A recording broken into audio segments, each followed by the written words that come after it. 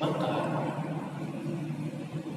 kewajibannya lebih berat, karena ini yang paling berat hubungan. Maka berganda-ganda hak dan kewajiban,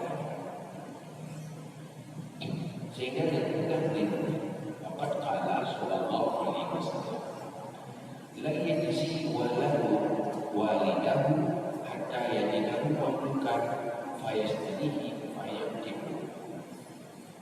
Belum membalas jasa orang tua oleh anak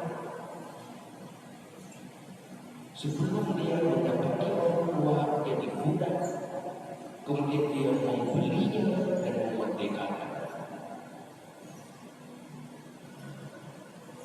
Menurut Ibnu Qayyim, urut ciri lebih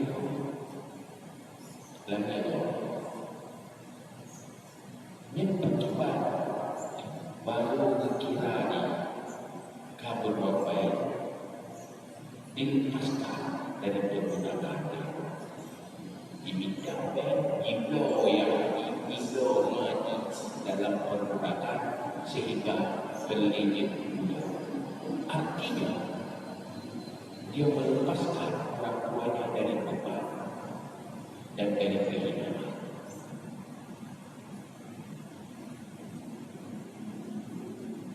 Menyebutnya kehinaan dibaca Allah, menyebutnya kita dibaca kehinaan, melepaskan.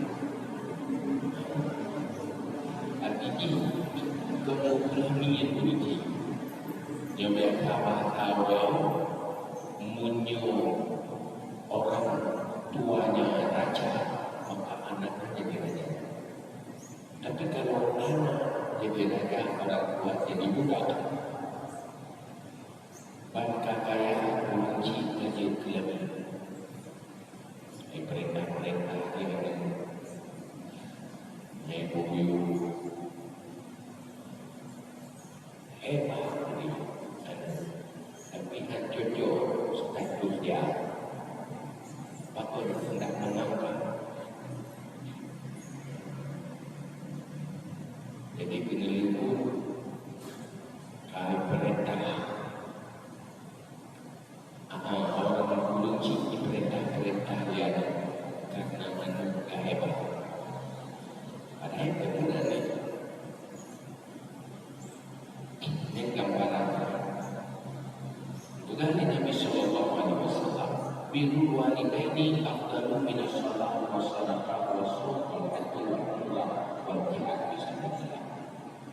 Berbuat baik kepada orang tua lebih afdal daripada salat, lebih afdal daripada sedekah, lebih afdal dari puasa, haji, dan jihad perang sabilillah.